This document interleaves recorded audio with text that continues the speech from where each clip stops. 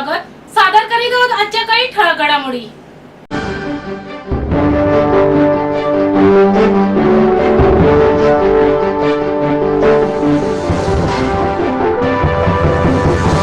विधानसभा निवडणुकीत महायुतीला स्पष्ट बहुमत मिळाले. आता महायुतीमध्ये मुख्यमंत्री पदाची माळ कोणाच्या गळ्यात पडणार या चर्चा आहेत. दरम्यान आज मुख्यमंत्री एकनाथ शिंदे यांनी पत्रकार परिषद घेतली. यावेळी त्यांनी मुख्यमंत्री पदाबाबत भाष्य केले. पंतप्रधान नरेंद्र मोदी आणि केंद्रीय मंत्री अमित शहा मुख्यमंत्री पदाबाबत जो निर्णय घेतील तो निर्णय आम्हाला मान्य असल्याचे एकनाथ शिंदे यांनी जाहीर केले आहे. गेल्या काही दिवसांपासून महायुतीचा पुढील मुख्यमंत्री कोण असणार या चर्चा सुरू आहेत. एकनाथ शिंदे यांनी पुन्हा एकदा मुख्यमंत्री पदाची मागणी केल्याची जोरदार चर्चा सुरू होती. मुख्यमंत्री पदासाठी 2 दिवसात दिल्लीत बैठका झाल्याचे बोलले जात आहे. भाजप मुख्यमंत्री पद पक्षाकडे ठेवणार असल्याचे बोलले जात आहे. पंतप्रधान नरेंद्र मोदी यांनी देवेंद्र फडणवीस यांच्या नावावर शिक्कामोर्तब केल्याचे बोलले जाते. मुख्यमंत्री एकनाथ शिंदे यांनी आज ठाण्यात पत्रकार परिषद घेतली. यावेळी एकनाथ शिंदे म्हणाले की मी कार्यकर्ता म्हणून काम केले. मी कालही कार्यकर्ता म्हणून काम करत होतो, आजही करत आहे. मी मुख्यमंत्री समजलं नाही, कॉमन मॅन म्हणून मी काम केले. महाराष्ट्रातील तमाम मतदार आणि जनतेला धन्यवाद देतो आणि पुन्हा त्यांचे आभार मानतो. याचं कारण एवढ्या मोठ्या प्रमाणात विजय मिळाला ही लँडस्लाईड विक्ट्री आहे. गेल्या अनेक वर्षात असा विजय मिळाला नाही असंही एकनाथ शिंदे म्हणाले. बाळासाहेब ठाकरे यांची सर्वसामान्य शिवसैनिक हा मुख्यमंत्री व्हावा ही इच्छा होती. ती इच्छा पंतप्रधान नरेंद्र मोदी यांनी पूर्ण केली. त्यामुळे मुख्यमंत्री पदाचा निर्णय पंतप्रधान नरेंद्र मोदी आणि अमित शहा जो घेतील तो शिवसेना म्हणून आम्हाला मान्य असेल. काल पंतप्रधान मोदी आणि अमित शहा यांना फोन केला होता, त्यांच्याशी संवाद साधला आहे. मुख्यमंत्री पदाबाबत जो काही निर्णय होईल त्यामध्ये माझा कोणताही अडचण नसेल. भाजपाचे नेतृत्व जो निर्णय घेईल तो आम्हाला मान्य असेल असंही शिंदे म्हणाले.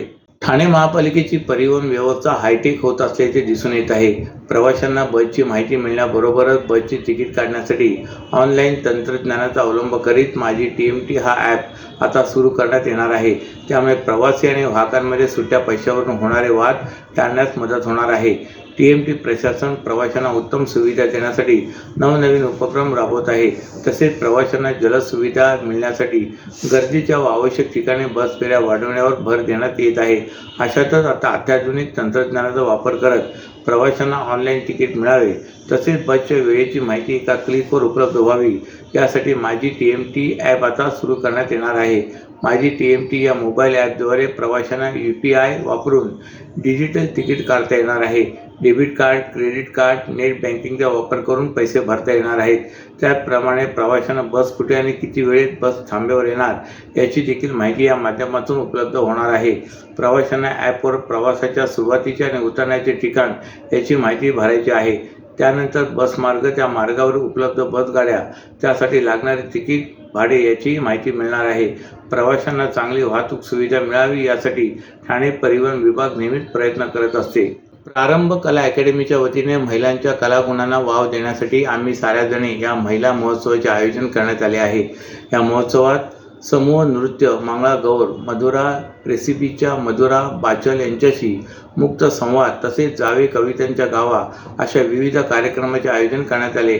यावेळी अभिनेत्री श्रेया बुगडे आणि आदिती सारंगधर यांची विशेष उपस्थिती असणार आहे.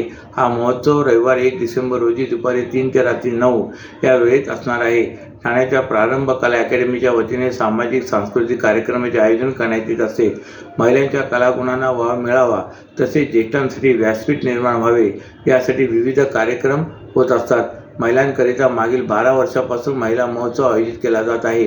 यंदा नृत्य, गायन, मुक्त संवाद आणि कलाकारांच्या उपस्थितीत हा महोत्सव रंगणार आहे. यावेळी मंगळागौर समूह नृत्य असणार आहे. यावेळी मनोज देसाई, प्रीती निमकर जोशी या सादरीकरण करणार आहेत, तर दीपाली केळकर या सूत्रसंचालन करणार आहेत. प्रारंभ कला अकॅडमीच्या वतीने महिलांच्या कलागुणांना वाव देण्यासाठी आम्ही साऱ्याजणी महोत्सवात खगोलशास्त्रज्ञ दाकू सोमण, मेधा सोमण, हेमंत साने, मेघना साने, परीक्षित प्रभू देसाई, प्रिया प्रभू देसाई यांना सन्मानित केले जाणार आहे. हा महोत्सव रविवार 1 डिसेंबरला दुपारी 3 ते रात्री 9 या वेळेत आयलिक रिक्स बँकेट सभागृह, 3रा माळा, आर्मॉल, घोडबंदर, ठाणे येथे पार पडणार आहे. महाराष्ट्रातील भगिनींना आधार देणारी राज्य शासनाची मुख्यमंत्री माझी लाडकी बहीण योजना या योजनेअंतर्गत अल्प उत्पन्न गटातील 21 ते 65 वयोगटाच्या भगिनींना मिळणार दरमहा 1500 रुपयांची मदत। अर्ज करण्यासाठी 31 ऑगस्ट 2024 पर्यंत मुदतवाढ। कुटुंबाचं वार्षिक उत्पन्न 2.5 लाख रुपयांपेक्षा कमी असलेल्या महिला पात्र। कुटुंबाकडे पिवळं किंवा केशरी रेशन कार्ड असल्यास उत्पन्नाचा दाखला आवश्यक नाही। पांढरं रेशन कार्ड असेल किंवा रेशन कार्ड नसेल तर कुटुंबाचं वार्षिक उत्पन्न 2.5 लाखांपेक्षा कमी असल्याचा दाखला आवश्यक। योजनेसाठीचा ऑनलाईन अर्ज नारी शक्ती दूत ॲप वरून किंवा पोर्टलवर भरता येईल। ज्या भगिनींना ऑनलाईन अर्ज भरता येत नसेल त्यांच्यासाठी अंगणवाडी, ग्रामपंचायत, वॉर्ड ऑफिस, सेतू सुविधा केंद्रामध्ये किंवा आशाताई बचत गटाच्या CRP यांची मदत उपलब्ध। आता आपल्याला अभिमानानं म्हणता येईल, सुखी आणि सुरक्षित आहे माझी लाडकी बहीण। बाल विवाह प्रतिबंध दिनानिमित्त ठाणे जिल्हा महिला व बाल विकास अधिकारी कार्यालय व सेवा संस्था, महाराष्ट्र सामाजिक विकास ट्रस्ट यांच्या संयुक्त विद्यमाने बाल विवाह या अनिष्ट प्रथेविरुद्ध जिल्ह्यात चित्ररथा माध्यमातून जनजागृती करण्यात येणार आहे। 27 नोव्हेंबर हा बाल विवाह प्रतिबंध दिनानिमित्त संपूर्ण देशामध्ये जनजागृती दिन साजरा करण्यात येतो। ठाणे जिल्ह्यातही या निमित्त बाल विवाह प्रथेविरुद्ध जनजागृती करण्यात येत आहे। ठाणे जिल्हा महिला व बाल विकास अधिकारी कार्यालय व सेवा संस्था, महाराष्ट्र सामाजिक विकास ट्रस्ट यांच्या संयुक्त विद्यमाने 27 नोव्हेंबर ते 10 डिसेंबर 2024 या कालावधीत ठाणे जिल्ह्यातील ग्रामीण भागात चित्ररथाच्या माध्यमातून जनजागृती करण्यात येणार आहे। या चित्ररथाचे उद्घाटन जिल्हाधिकारी अशोक शिंगारे यांच्या हस्ते करण्यात आले। यावेळी बाल विवाह प्रतिबंध दिनानिमित्त उपस्थितांना जिल्हाधिकारी अशोक शिंगारे यांच्या हस्ते शपथी ग्रहण करण्यात आली।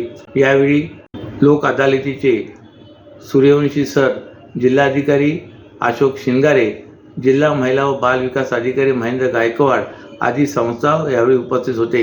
आज बालविवाह प्रतिबंध विभागाचं उद्घाटन केलं, कशी प्रकारे जनजागृती आहे? सामाजिक न्याय विभागाच्या अंतर्गत महिला व बाल विकास कार्यालय आणि जिल्हाधिकारी ठाणे या कार्यालयाच्या संयुक्त विद्यमाने समाजामध्ये ज्या विविध अनिष्ट चालीरीती, रूढी, परंपरा आहेत त्याविरुद्ध आपण लोकशाहीच्या मार्गाने आणि सनदशीर मार्गाने कायद्याच्या राज्याच्या संकल्पनेच्या आधारित आपण बालविवाह मुक्तीसाठी जिल्ह्यामध्ये प्रयत्न करत आहोत। या निमित्तानं आज पूर्ण जिल्हाभर प्रचार आणि प्रसिद्धी व्हावी आणि कुठल्याही प्रकारच्या बालविवाहापासून मुलं आणि मुलींच्या संदर्भामध्ये की त्यांची मुक्तता व्हावी या संदर्भामध्ये प्रचार आणि प्रसिद्धी करत आहोत।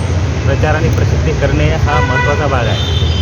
ही माहिती जर आपण अत्यंत प्रभावीपणाने लोकांपर्यंत पोहोचवू शकतो, ज्या काही थोड्या प्रमाणामध्ये अजूनही बालविवाहाचे प्रसंग उद्भवतात, विशेषतः ग्रामीण भागामध्ये, तर त्यांच्यामध्ये जाणीव जागृती निर्माण होईल आणि या अनिष्ट प्रथेपासून आपला जिल्हा पूर्णपणानं मुक्त होऊ शकेल आणि याच माध्यमातून जिल्हा, राज्य आणि देश बालविवाह मुक्तीपासून स्वतंत्र होईल आणि बालविवाह राज्यामध्ये, जिल्ह्यामध्ये किंवा देशामध्ये कुठेही होणार नाही अशी मी अपेक्षा करतो। धन्यवाद। शिवसेना नेते माजी खासदार राजन विचारे यांच्या संकल्पनेतून ठाणे महानगरपालिका प्रभाग क्रमांक 12 सिद्धेश्वर तलाव परिसरात काल 26/11 हल्ल्यातील शहीद जवानांना श्रद्धांजली अर्पण करण्यात आली। या कार्यक्रमाच्या समारोपात महापालिकेचे अग्निशमन दल, पोलीस दल, भारतीय सैनिक यांनी श्रद्धांजली अर्पण केली आणि उपस्थित असलेल्या मान्यवरांच्या समवेत बाल युवकांचे देशभक्तीवर सुंदर नृत्य सादर झाले।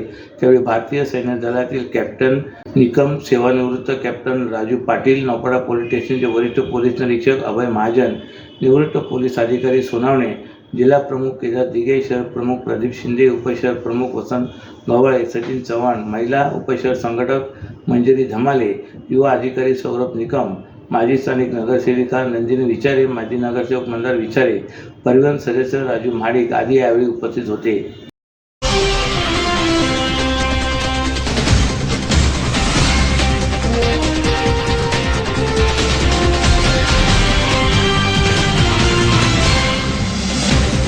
तर या होत्या आजच्या काही ठळक घडामोडी। तर पुन्हा भेटू याच वेळी याच ठिकाणी।